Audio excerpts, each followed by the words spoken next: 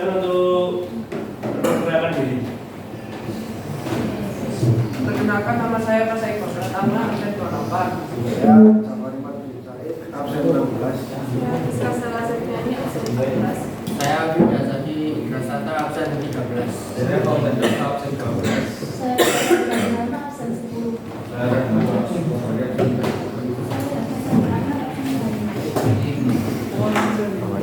Oke, silakan untuk konversasi singkat dan jargon dari kelompok CNC. Kesempatan kali ini kita membagi menjadi 9 bagian. Yang pertama adalah CNC mikro sendiri. Yang kedua adalah mengapa kita memilih CNC mikro. Yang ketiga adalah tujuan dari proyek kami. Yang keempat adalah metodologi yang kami gunakan. Yang kelima adalah pengumpulan data. Yang keenam adalah shot. Dan yang ketujuh adalah dokumentasi. Kedelapan timeline dan terakhir adalah PS anggaran biaya. Yang pertama yaitu latar belakang dari CNC Microgrid. CNC sendiri merupakan singkatan dari komputer numerical control. Kalau CNC Microgrid adalah suatu mesin yang dikendalikan oleh komputer yang berfungsi untuk mengontrol pembenihan melalui instruksi atau penyiraman otomatis. Nah, prinsip kerjanya sebenarnya sama seperti CNC pada umumnya, yaitu menggunakan sistem titik koordinat X, Y, dan Z. Nah, kemarin kita sudah mencoba menggerakkan atau mengontrol CNC-nya menggunakan aplikasi PLL controller. Nah, di dalam aplikasi tersebut kita bisa menggerakkan sumbu X, Y, dan Z. Misalnya kita menekan tombol maju, maka sumbu Y akan bergerak maju. Tombol mundur, maka sumbu Y akan bergerak ke mundur, dan seterusnya. Nah, rencana kita akan membuat suatu aplikasi yang memudahkan untuk mengontrol sistem dari CNC ini sendiri. Yaitu misalnya kita menekan tombol petak 1. Nah, mesin ini akan bergerak ke petak 1 dan menyiram tumbuhan yang ada di petak 1. Jika kita menekan tombol petak 2, maka CNC akan bergerak menuju ke petak 2 dan menyiramnya, dan seterusnya.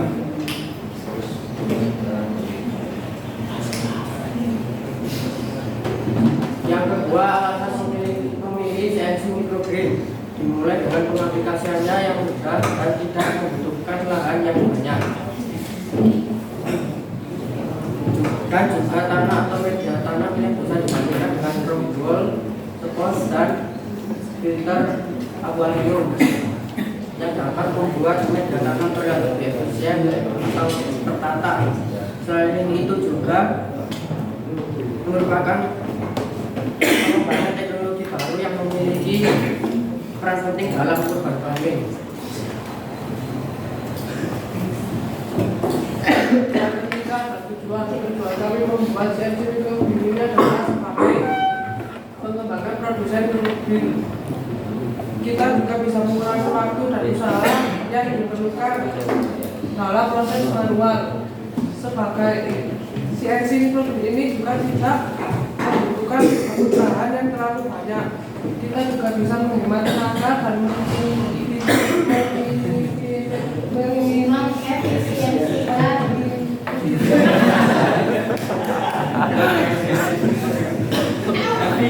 Mengefisiensikan dalam proses penyiraman.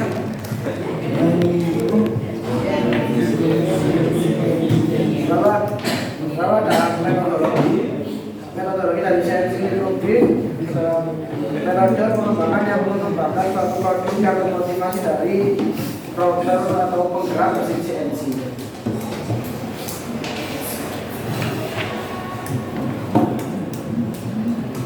Baik, untuk teknik pengumpulan data yang kita pakai itu ada dua metode, yaitu yang pertama metode eksternal, yang dimana kita mencari informasi di media sosial, bisa di Google, Chrome, dan Safari.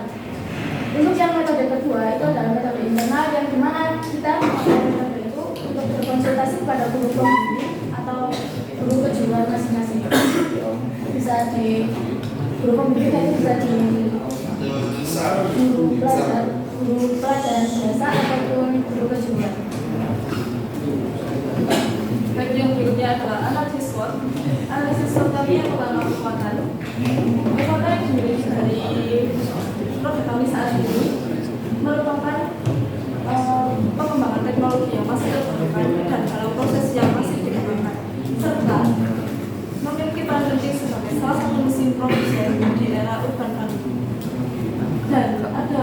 kelemahan berdasarkan analisis yang kami dapatkan. Kelemahan dari produk kami saat ini adalah pengontrolan CNC yang masih secara manual, yang memang di mana di sini pengontrolan tersebut menggunakan aplikasi, namun aplikasi ini masih dibuat secara manual.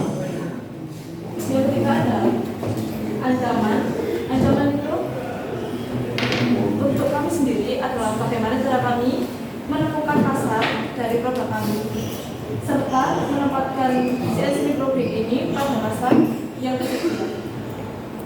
Selanjutnya adalah peluang bagi kami berdasarkan ancaman dan juga kelemahan yang ada, yaitu yang pertama mengembangkan sistem pengaturan otomatis pakai CNC. Jadi nantinya kita akan mengembangkan program serta aplikasi yang dimana bisa mengatur CNC ini bergerak secara otomatis tanpa kita himbau pada smartphone kita. Yang selanjutnya adalah melakukan branding untuk membangun pasar CNC ini menjadi lebih kuat lagi.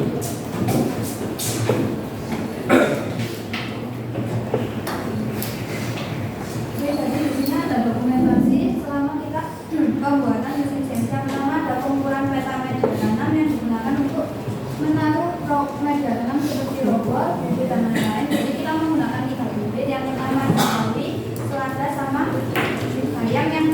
Yang di setiap media tanamnya itu kita membuat dua peta menjadi robot, 2 peta spons dan 2 peta lagi terakhir. Selanjutnya kita ada pengontrolan mesin CNC secara dok, yang dimana ini masih melakukan aplikasi yang masih manual. Selanjutnya ada pengukuran holder tempat sprayer yang kita harus mengukur agar kita harus mengukur holder tempat untuk membuat desain 3D di aplikasi konsep.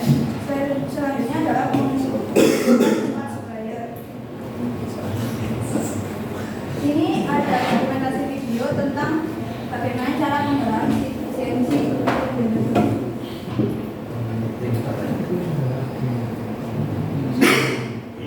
Jadi cara kerjanya hampir sama seperti 3D print yang menggunakan titik koordinat X, Y, dan Z. Lalu di sebelahnya ada scan Google Drive yang di situ banyak dokumentasi pengerjaan kita selama satu,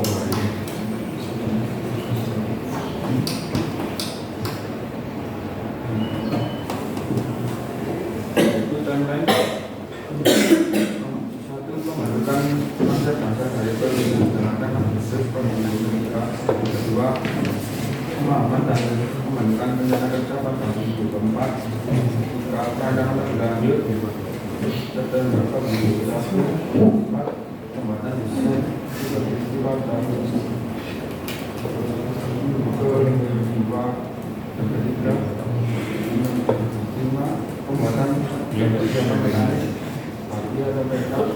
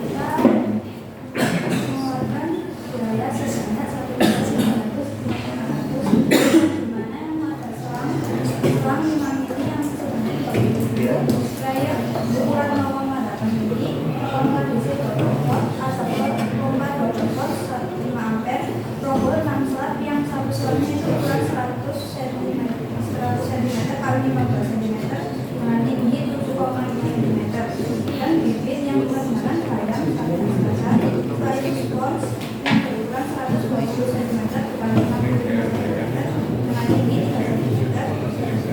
Selanjutnya ada filter aquarium yang dimana ukurannya 2 kali 1 meter dan tinggi 2 cm.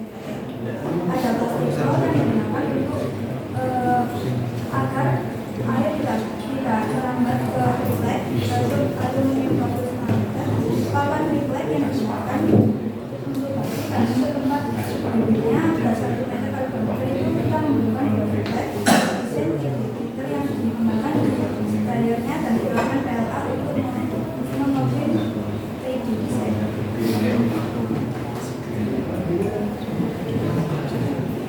Baik, sekian presentasi dari kelompok ini.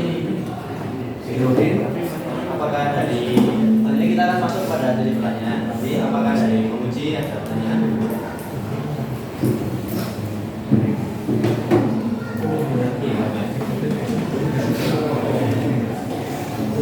Terima kasih. Presentasi yang sangat luar biasa ya. Saya melihat bahwa presentasi ini sudah bagus, kelihatan kompak, karena mungkin perempuannya sudah dari kan basisnya laki-laki semua gitu ya. Perempuan ini sebagai penyeimbang. Baik, saya ingin bertanya gitu ya. Jadi teknologi itu harus bermanfaat, teknologi itu harus indah, dan teknologi itu harus digital. Maka teknologi itu harus meringankan, bukan membebani.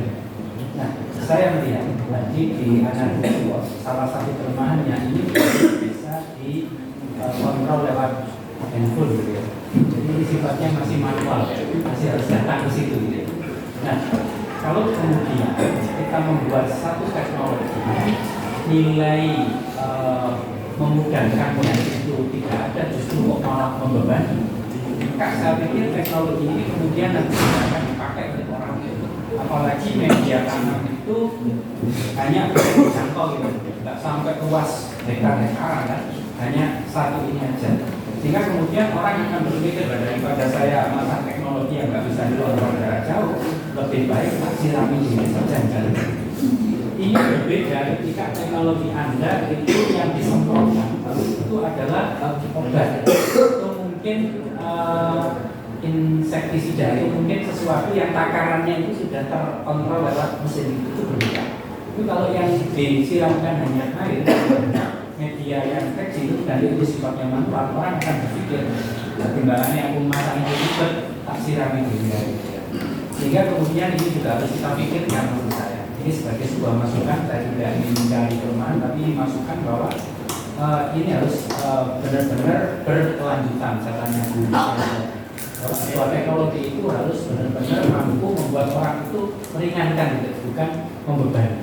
Kalau membebani jelas ini akan ditinggal. Nah, ini maksud saya analisis ini harus benar-benar matang sehingga produk yang kita ciptakan, yang kita buat itu benar-benar layak untuk di branding di pasar. Terima kasih. Anda yang mau kalau mau dijawab. Baik, terima kasih untuk masukan serta kritiknya dari Pak Muhammad. Yang pertama, izinkan saya menjelaskan ulang mengenai apa maksud dari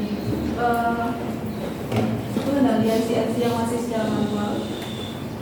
Pada pengendalian kali ini kita menggunakan aplikasi software yang ada di smartphone, namanya GFPL Controller, yang dimana memang penggunaan pada aplikasi ini masih secara manual. Jadi kita harus memencet tombol-tombol yang ada agar CNC tersebut bisa bergerak. Sehingga kalau di era saat ini memang itu sangat membebankan bagi kawan-kawan yang ada.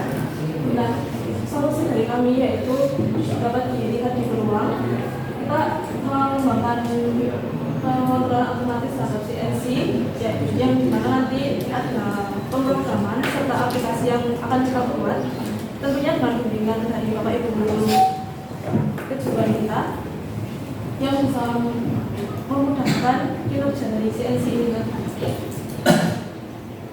Seperti ini belum selesai ya? Ya, selesai. Thanks very much. Misalnya apakah masih ada kunci, atau mungkin dari yang audiensnya apakah ada yang bertanya?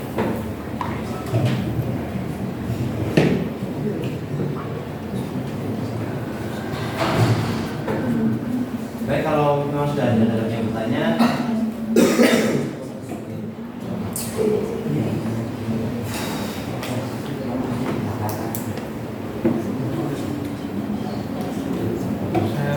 Saya bertanya. oh ya. Ini saya menanyakan tentang progres ya. Tadi progresnya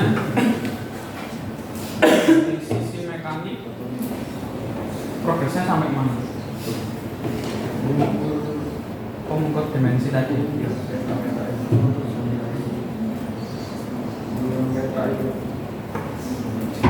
Terus nanti itu ada sprayernya yang di holdernya itu ya.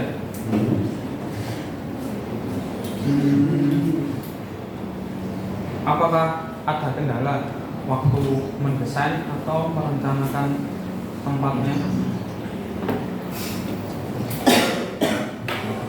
Hah? Coba ceritakan.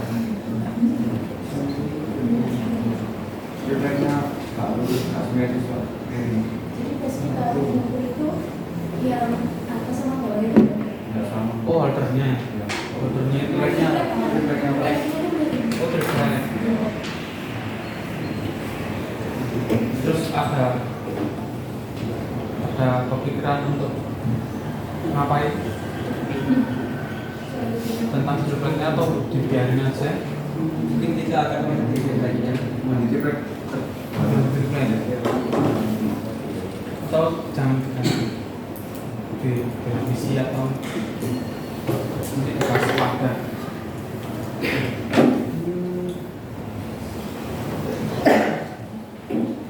Terus yang bagian software, apakah sudah ada perkembangan? Itu nanti permasalahannya waktu kompetisi sama kontrol CNT sama software. Sudah ada rencana tampilan software apa enggak?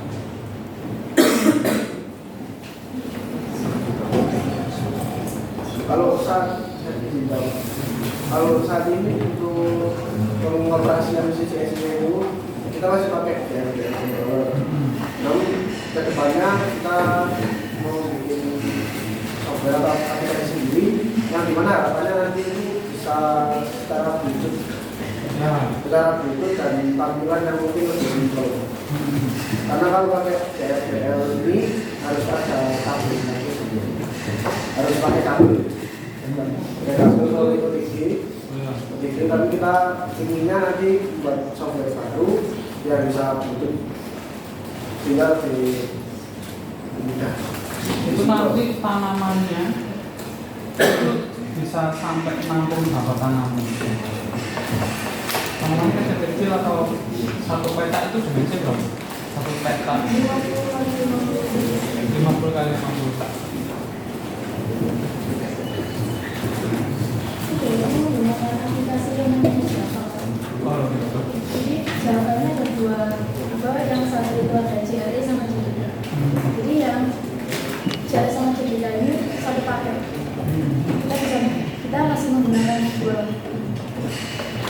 Ada rencana tampilannya nanti atau satu tombol, satu tanaman atau kamu inputinnya berdasarkan koordinasi atau tidak?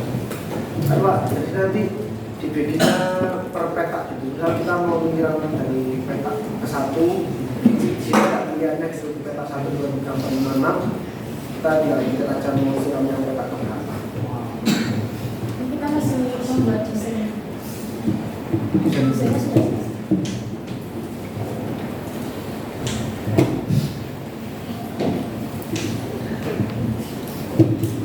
Oke, mungkin itu aja. Terima kasih. Ini masih ada lagi dari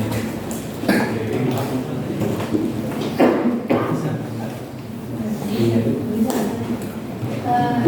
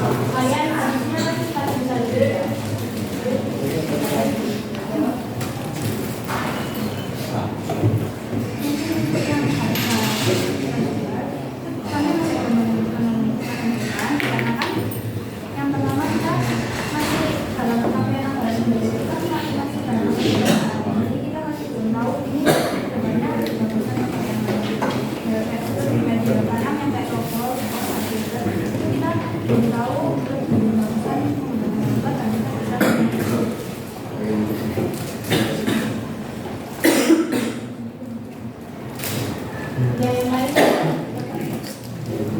Pasya dari tadi temannya lagi Ya, silakan. atau kerja Aksar.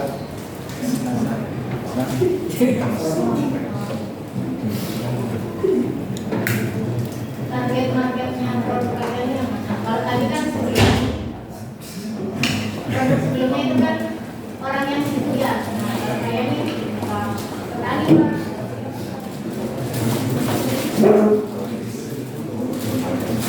Kalau bisa yang jawab yang belum dijawab, dia rasa komunikasinya dia.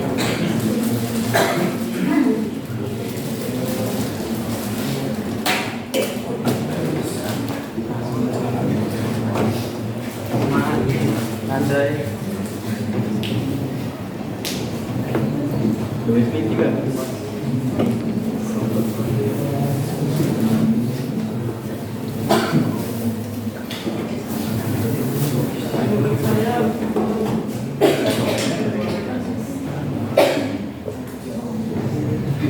Menurut saya kita bahwa kita bisa ke kaum milenial atau petani yang mungkin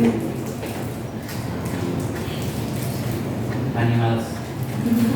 petani yang kayak banyak itunya banyak mungkin kan ini bisa kalau besoknya itu punya besar dulu Makanya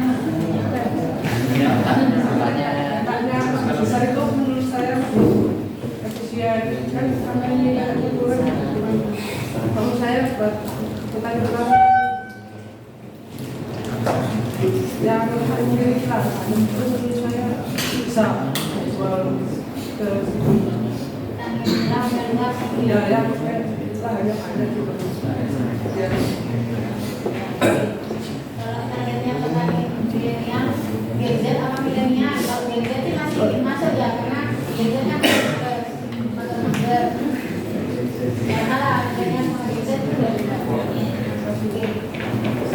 Mungkin masukan dari saya atas pertanyaan yang belum bisa ya.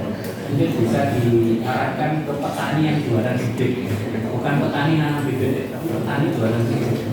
Kayak di desa-desa di banyak petani jualan bibit. Buat kayak sampai tadi, jika petaninya satu tapi petani di mana? Nanti kita ajak ke daerah saya kalau gitu. Nanti bisa sebulan sama mana? Terima kasih. Terima kasih. Bisa ya? Saya bantu juga. Baik, ini tadi di awal mungkin bisa diberikan yang bagian gambar ya. Ini. Oke teman-teman, saya tadi memang mohon maaf masih ke kamar mandi tadi ya, jadi nggak bisa mengikuti secara lengkap tentang ini ya, CNC microgreen. Ini saya dan Bu Yayu jujur ini ya. Ini alat apa sih gitu ya? Saya kan orang awam, tentu saja Bu Dewi mungkin juga bukan petani seperti itu ya kan. Selain petani, kira-kira manfaat yang bisa dibeli dari alat dibeli. Kalau misalnya saya mau beli itu gunanya untuk apa? Selain apakah hanya petani? Sekarang petani itu kan lahannya juga makin lama makin sempit. Nah seperti itu ya kan. Tadi kamu kan butuhnya petani seperti tadi yang ngomong Pak ya, kayak Pasha, yang punya lahan yang sangat luas gitu ya. Nah padahal zaman sekarang semakin lama lahan itu semakin berkurang. Nah kira-kira selain untuk petani yang semacam itu, apakah orang awam seperti saya yang bukan petani kira-kira bisa nggak sih memanfaatkan alat ini seperti itu? Masih nyambung ya dengan pertanyaannya dia? Untuk penyiraman otomatis. Untuk penyiraman. Tanaman Di sprayer tadi itu. Oh mirip sprayer juga. tetapi ini bisa bergerak dari kata satu ke kata lain. Oh saya tuh masih bingung dari tadi penyiraman tapi saya tuh kan nggak ngerti ya jadi cara kerjanya alat ini itu gimana gitu. ini seperti ada bisa jalan gitu ya.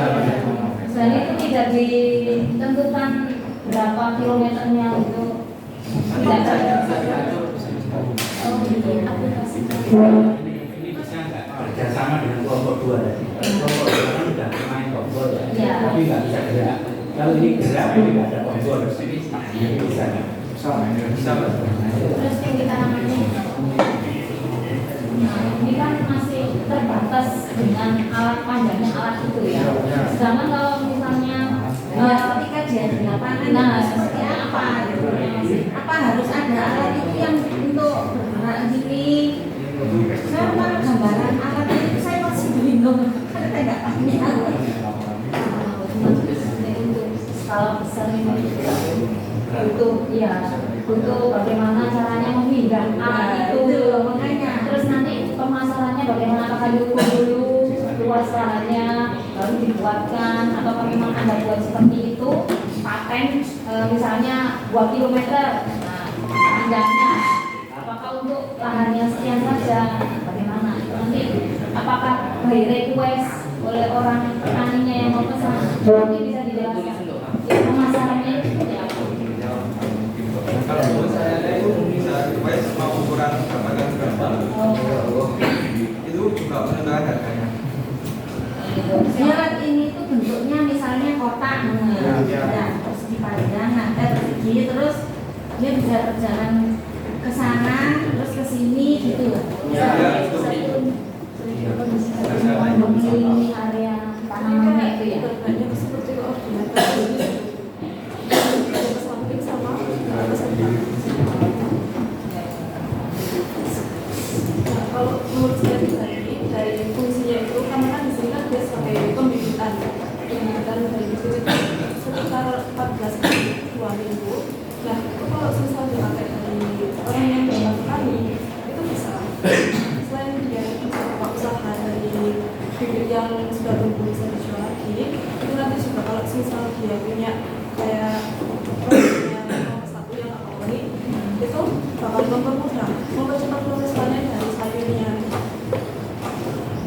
Terus bibit yang ditebarkan berapa biji itu nanti? Kalau untuk itu kan kita masih belum itu ya kayak analisis lebih lanjut. Tapi kalau setahu saya kalau kita memakai untuk 7 sampai 5 dalam satu.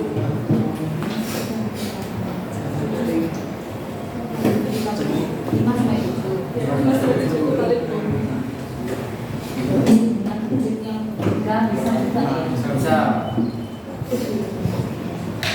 Tapi kalau untuk improvisasinya ini bukan hanya untuk petani ya. Saya membaca ini petani juga bisa untuk peternak. Peternak apa? Peternak lele. Jadi kucuran air ke kolam lele itu akan membuat lele tetap berkembang biak karena ada air yang beriair. Cuma ini alirannya harus lebih kuat. Jadi muncul terus. Ini petani peternak.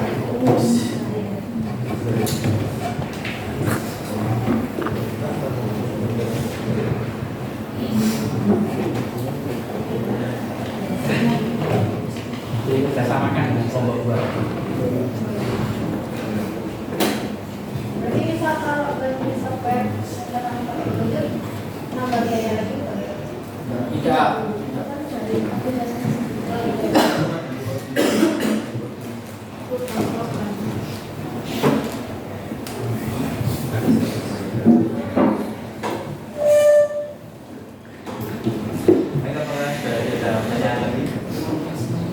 Baik, sekian presentasi dari kelompok yang ketiga yaitu sensi mungkin. Mohon maaf bila ada salah kata baik dari sebelumnya maupun juga. Sekian dari kami, terima kasih.